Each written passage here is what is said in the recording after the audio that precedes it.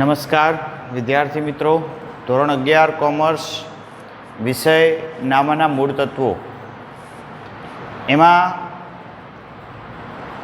ભાગ 2 ની અંદર આજે આપણે નવું પ્રકરણ શીખવાનું છે.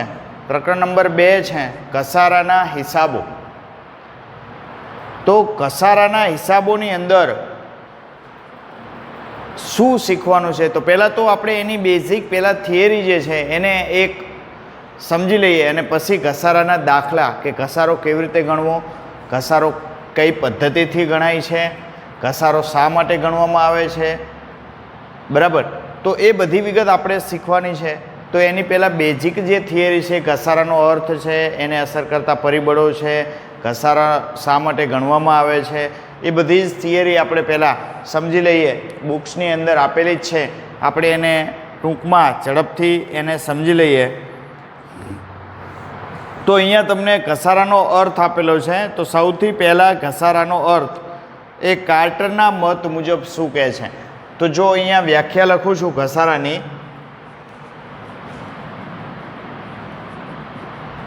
ઘસારાનો અર્થ એ કાર્ટરના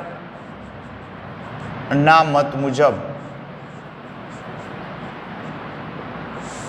કાર્ટરના મત મુજબ એવું કહેવાય છે કે મિલકતની કિંમતમાં કોઈ પણ કારણસર મિલકતની કિંમતમાં કોઈ પણ કારણસર ક્રમશઃ કે કાયમી, ક્રમશઃ અને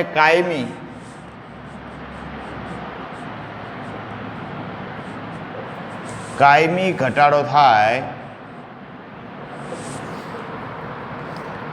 તેને ઘટાડો થાય તેને ઘસારો કહેવામાં આવે છે.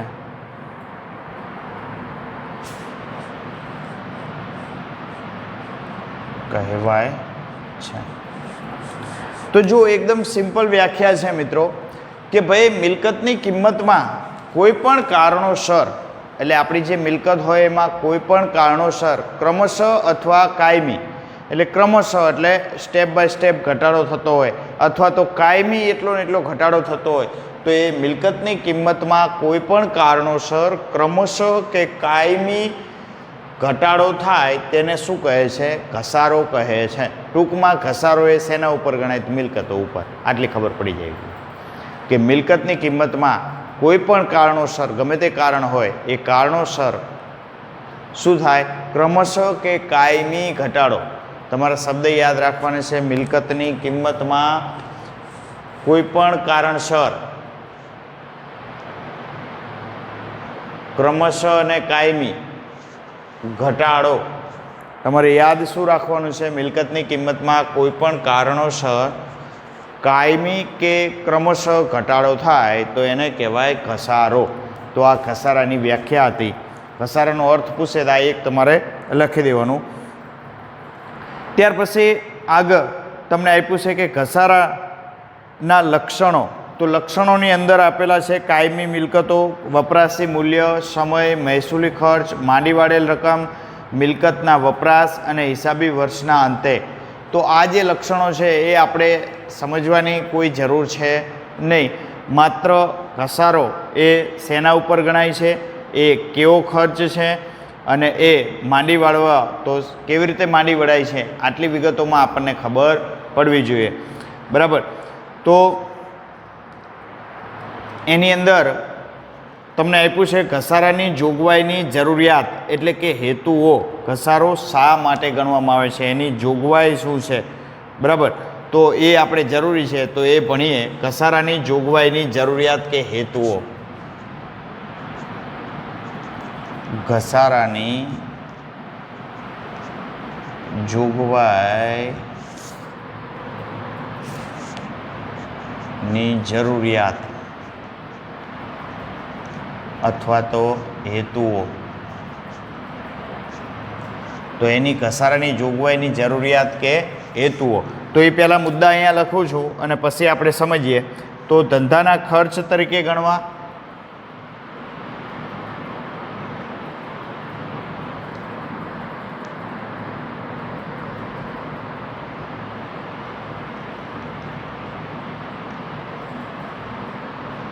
નંબર 2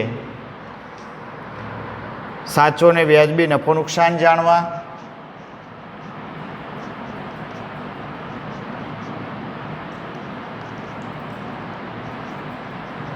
નફો નુકસાન જાણવા. નંબર 3 ધંધાની સાચી અને વ્યાજબી આર્થિક પરિસ્થિતિ જાણવા, ધંધાની સાચી અને આર્થિક વ્યાજબી આર્થિક પરિસ્થિતિ જાણવા. નંબર 4 ઉત્પાદનની સાચી પડતર નક્કી કરવા,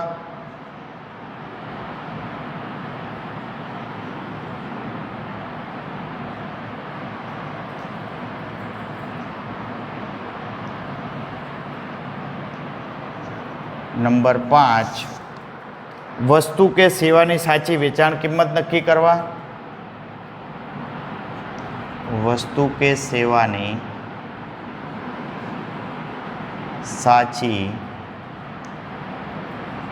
વેચાણ કિંમત નક્કી કરવા. નંબર 6 મૂડી જાળવી રાખવા,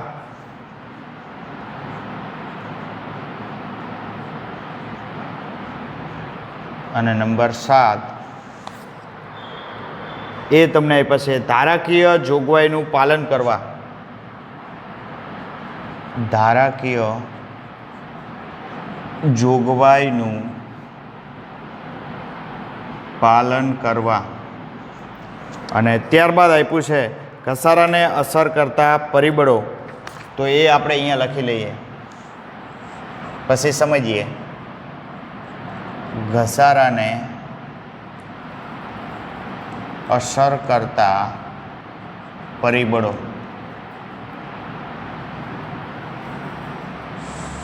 એમાં નંબર 1 મિલકતોનો વપરાશ,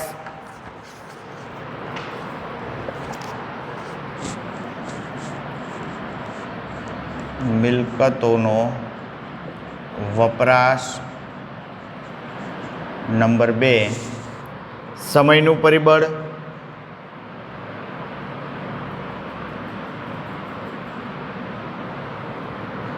જથ્થામાં ક્રમશઃ ઘટાડો,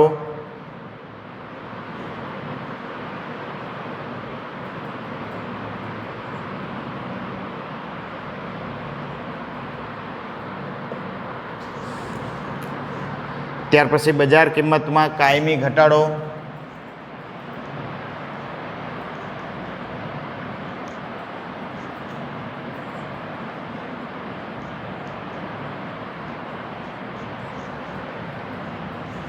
નંબર 5 અકસ્માત,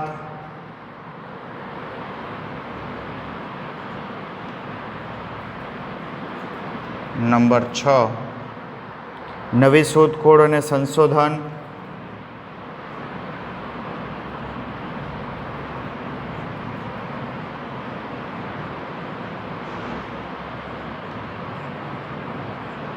નંબર 7 કુદરતી પરિબળ.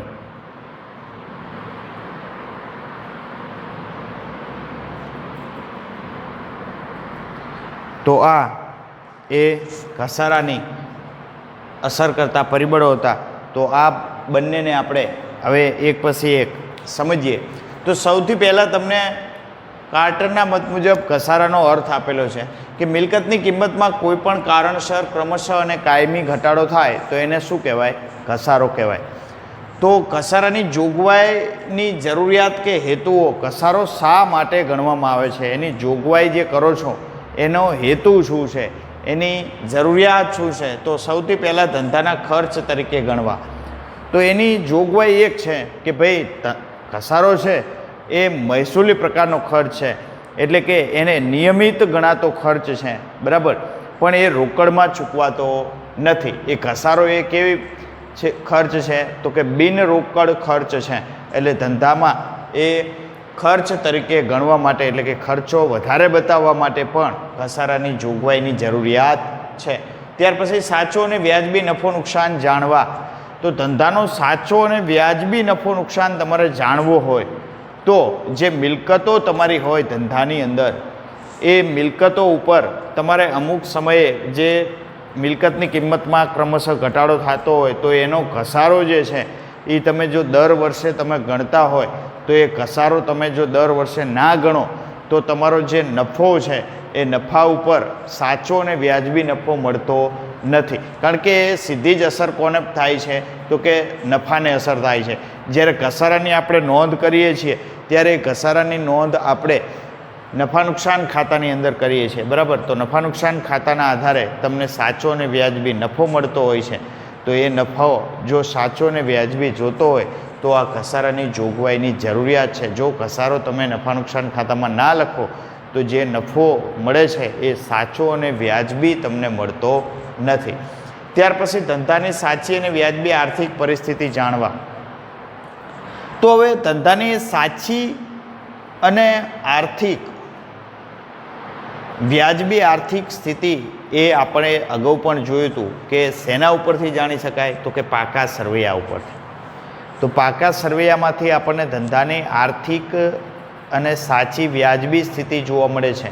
તો હવે જો પાકા સરવૈયાની અંદર મિલકતની કિંમત છે, એ મિલકતની કિંમતમાંથી જો આપણે દર વર્ષે ઘસારાની જોગવાઈ ના કરતા હોય તો મિલકતનું જે અમુક આયુષ્ય હોય એ આયુષ્ય પૂરું થઈ જાય ત્યારે એ મિલકતની કિંમત જો મિલકત રદ કરવામાં આવે, એટલે કે મિલકત ડેમેજ થઈ જાય કોઈ કારણોસર, તો જો દર વર્ષે તમે એ મિલકતમાંથી ઘસારો બાદ ના કરતા હોય તો એક સાથે જ્યારે ધંધાની આર્થિક સ્થિતિ છે એ જો ઘસારો નથી ગણતા તો અમુક વર્ષ પછી એ મિલકતોમાંથી તમારે બાદ કરવી પડે, બરાબર. પણ હવે મિલકતોમાં તમે ઘસારાની જોગવાઈ નથી કરેલી તો શું થશે તો 2-5 વર્ષે સીધી જ મિલકતોની ખાધ પડશે, બરાબર.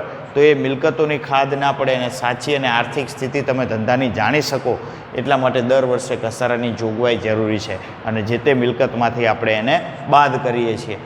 ત્યાર પછી ઉત્પાદનની સાચી પડતર નક્કી કરવા. તો તમે જે ઉત્પાદન કરો છો એની સાચી પડતર કિંમત નક્કી કરવી છે. તો સાચી પડતર કિંમત ક્યારે નક્કી થાય તો કે જે ઉત્પાદન માટે જેટલા સાધનો વપરાય છે એ વપરાશના સાધનો છે એના ઉપરનો જે ઘસારો હોય એ તમારે ઉત્પાદનની જે પડતર કિંમત નક્કી કરવી હોય કે તમે માલની પ્રોસેસ કરીને ઉત્પાદન કર્યું તો હવે એને વેચવું છે તો કેટલામાં વેચવું, તો હવે એના ઉપરના જે ખર્ચ છે એ બધા ખર્ચ તો ગણવા પડે. તો યંત્ર, આ મકાનનું ભાડું હોય, યંત્ર હોય તો યંત્રનું ભાડું હોય, યંત્રનો ઘસારો હોય, આ બધી જે વિગત છે એ વસ્તુને તમારે જ્યારે પડતર કિંમત તમે કોઈ પણ ઉત્પાદનની નક્કી કરો છો ત્યારે એ બધી વસ્તુ તમારે બાદ કરવી પડે. તો એટલા માટે પણ ઘસારાની જોગવાઈ કરવી જોઈએ, એટલે કે ઘસારો ગણેલો હોય તો એ યંત્રની સાચી પડતર કિંમત તમે નક્કી કરી શકો છો. ત્યાર પછી વસ્તુ કે સેવાની સાચી વેચાણ કિંમત નક્કી કરવા. હવે પડતર કિંમત નક્કી કરી દીધી પછી હવે એ વસ્તુને વેચવું કેવી રીતે, કેટલી કિંમતે એને વેચવું, તો એ વસ્તુની વેચાણ કિંમત નક્કી કરવા માટે પણ ઘસારાની જોગવાઈ જરૂરી છે. હવે તમે ઘસારો ગણ્યો જ ના હોય એ વસ્તુને વેચો છો તમે, વેચાણ દરમિયાન અમુક પ્રકારના ખર્ચ થતા હોય તો એ ખર્ચ છે તો એ ખર્ચ તરીકે એ ઘસારાને ગણવામાં આવે છે. એટલે ઘસારો એ ખર્ચ છે એ તમે જો બાદ ના કરો તો એ વસ્તુની સાચી વેચાણ કિંમત તમે નક્કી કરી શકતા નથી. અને ક્યારેક એવું બને કે એ વસ્તુ ઉત્પાદન માટે જે બનાવી હોય એ વસ્તુ ઉત્પાદન થઈ ગયા પછી એને વેચો છો તો વેચવા માટે જો એમાંથી તમે ઘસારાની કિંમત બાદ ના કરેલી હોય તો એ તમને સાચી અને વ્યાજબી વેચાણ કિંમત મળતી નથી. એટલે એ કિંમત નક્કી કરવા માટે પણ ઘસારો જરૂરી છે. ત્યાર પછી મૂડી જાળવી રાખવા. હવે મૂડી જાળવી રાખવા એટલે શું તો કે તમે જ્યારે મૂડી તમારી જે ધંધાની અંદર હોય એટલી મૂડી તમારે જો જાળવી જ રાખવી હોય તો અમુક જે મિલકતો છે એ મિલકતો ઉપર જો તમે ઘસારો ના ગણો તો અમુક વર્ષે મિલકત તમારી નકામી બની જાય છે અને એ મિલકત નકામી બને અને પછી નવી મિલકત લાવવી હોય તો તમારે શું કરવું પડે? મૂડીમાંથી આપવા પડે પૈસા, બરાબર. પણ તેની જગ્યાએ જો ઘસારાની જોગવાઈ તમે કરેલી હોય, દર વર્ષે મિલકત, માની લો કે આ મકાન છે તો મકાનનું વેલ્યુએશન 10 વર્ષનું છે, 5 લાખનું મકાન છે, 10 વર્ષની વેલ્યુએશન છે, તો 10 વર્ષે આ મકાન ફરીથી મારી પાસે 5 લાખ એના ભેગા કરવા હોય તો શું કરવું પડે? તો કે દર વર્ષે તમે એમાંથી 10 વર્ષ સુધી 50 હજાર તમે ઘસારા તરીકે માંડી વાળો તો એની જોગવાઈ કરતા જાઓ તો 10 વર્ષ પછી તમારી પાસે 5 લાખ પાછા ઊભા રહી જાય. એટલે એ 5 લાખ આપણને મળી રહે. એટલા માટે આ રીતે મૂડી ખાધ ના પડે એટલા માટે મૂડી પણ જાળવી શકાય છે. આ માટે પણ ઘસારાની જોગવાઈ જરૂરી છે. ધારાકીય જોગવાઈનું પાલન કરવા, ધારાકીય એટલે કંપની ધારાની અંદર અમુક જોગવાઈ જે છે ઘસારા અંગેની, તો એ જોગવાઈનું પાલન કરવા માટે પણ ઘસારાની જોગવાઈ જરૂરી છે. ત્યાર પછી ઘસારાને અસર કરતા પરિબળો. ઘસારાને કેટલાક પરિબળો અસર કરે છે. એમાં પહેલું પરિબળ છે મિલકતોનો વપરાશ. હવે ઘસારો તમારે દર નક્કી કરવો છે, પણ એ ઘસારો કેવી રીતે ગણવો? તો એના માટે જવાબદાર શું? તો કે મિલકતોનો વપરાશ. તમારી મિલકતની વપરાશ કેવી છે એના આધારે ઘસારાનો દર નક્કી થાય. જો વપરાશ વધુ હોય તો એમાં ઘસારોનો દર વધુ નક્કી કરી શકાય છે. જો મિલકતનો વપરાશ ઓછો હોય તો એ મિલકત લાંબો સમય સુધી ચાલે એટલે એમાં ઘસારાનો દર નીચો હોય છે. તો આમ ઘસારાની રકમ નક્કી કરતા અસર કરતા પરિબળોની અંદર પહેલું છે મિલકતનો વપરાશ. ત્યાર પછી સમયનું પરિબળ. તો ઘસારો નક્કી કરતી વખતે અંદાજિત આયુષ્ય, સમયનું પરિબળ પણ ધ્યાનમાં લેવાય છે. ભાઈ કે આ મિલકત છે તો એનું અંદાજિત આયુષ્ય કેટલા વર્ષનું છે, એ કેટલા સમય સુધી આ કામ આપી શકશે, આ બધા સમયના આધારે કેટલો સમય આ મિલકત કે યંત્ર કામ કરે છે, તો સમયનું પરિબળ પણ ઘસારો ગણતી વખતે ધ્યાનમાં લેવું જરૂરી છે. સમયના આધારે પણ ઘસારાની કિંમત નક્કી થાય છે. જથ્થામાં ક્રમશઃ ઘટાડો. હવે તમારો જથ્થો છે તો જથ્થામાં ક્રમશઃ ઘટાડો, તો એ માની લો કે કોઈ રેતીની ખાણ હોય, પથ્થરની ખાણ હોય, તો એ ખાણની અંદર જેમ જેમ જથ્થો ઘટતો જાય છે એમ એમ એના ઘસારાનો દર તમારો શું થાય છે? ઘટતો જાય છે. એટલે કે જથ્થામાં ક્રમશઃ ઘટાડો થતો હોય તો એની અંદર પણ ઘસારો એ જે છે એની કિંમતમાં ઘટાડો જોવા મળે છે. તો એવી જ રીતે બજાર કિંમતમાં કાયમી ઘટાડો.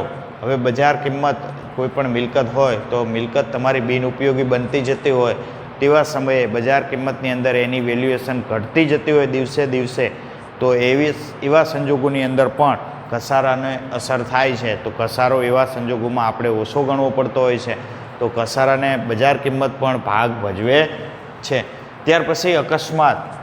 માની લો કે કોઈ તમારી મિલકત છે, વાહન છે કે ગમે તે, તો એ કોઈ અકસ્માતના કારણે અથવા તો ઉત્પાદનની ફેક્ટરી હોય એની અંદર કોઈ અકસ્માત થાય અને એના કારણે એ મિલકત બિનઉપયોગી બની જાય, તો એવા સંજોગોમાં પણ ઘસારાની કિંમત ત્યાંથી શૂન્ય થઈ જતી હોય છે. એટલે ઘસારો ગણતી વખતે કોઈ અકસ્માતનું પરિબળ આવે તો એ પણ જવાબદાર હોય છે. ત્યાર પછી નંબર 6, નવી શોધખોળ અને સંશોધન. હવે નવી શોધખોળ અને સંશોધન એટલે શું? તો કે અત્યારે દિવસે ને દિવસે આધુનિક ટેકનોલોજી આવતી જાય છે, તો એ ટેકનોલોજીના આધારે નવી શોધખોળો અને નવા નવા સંશોધનો થતા હોય છે. તો જે જૂની મિલકતો તમારી જે છે એની વેલ્યુએશન હાલ જે હોય એના કરતાં ક્રમશઃ ઘટતી જતી હોય છે. તો નવી ટેકનોલોજીના આધારે નવા યંત્રો કે જે આવે તો જૂના યંત્રોની કિંમતમાં ઘટાડો થાય છે, જેથી કરી એના ઘસારાની કિંમતને એ અસર કરે છે. તો ઘસારાઓ ગણતી વખતે એને અસર કરતા પરિબળમાં આ પણ એક પરિબળ, નવી શોધખોળ અને ટેકનોલોજી, એ પણ એક ભાગ ભજવે છે. ત્યાર પછી નંબર 7, કુદરતી પરિબળ. તો કુદરતી પરિબળ પણ ઘસારો ગણવામાં ઘણી વખત અસર કરે છે. એટલે કે કોઈ કુદરતી આફત આવી જાય અને એના આધારે તમારી મિલકત ડેમેજ થઈ જાય, ભૂકંપ આવે અને આ મકાન જર્જરિત થઈ જાય, ડેમેજ થઈ જાય, તો તેવા સંજોગોમાં પણ આ મકાનની કિંમત ઘટી જાય છે અને ઘસારો આપણે એમાંથી ગણતી વખતે એને ધ્યાનમાં લેવામાં આવે છે. તો ઘસારાને અસર કરતા પરિબળોમાં પણ આટલા બધા પરિબળો જે છે એ ધ્યાનમાં લેવા પડે છે. તો મિત્રો, આ ટૂંકમાં આપણે એની થિયરી સમજીએ છીએ હવે નેક્સ્ટ લેક્ચરની અંદર જ્યારે આપણે મળીશું ત્યારે એ ઘસારાને અસર કરતા પરિબળો સિવાય આગળ ઘસારો કેવી રીતે ગણવો, એની સૂત્ર શું અને દાખલો કેવી રીતે ગણવો એ આપણે આગળના લેક્ચરમાં જોવાનું છે.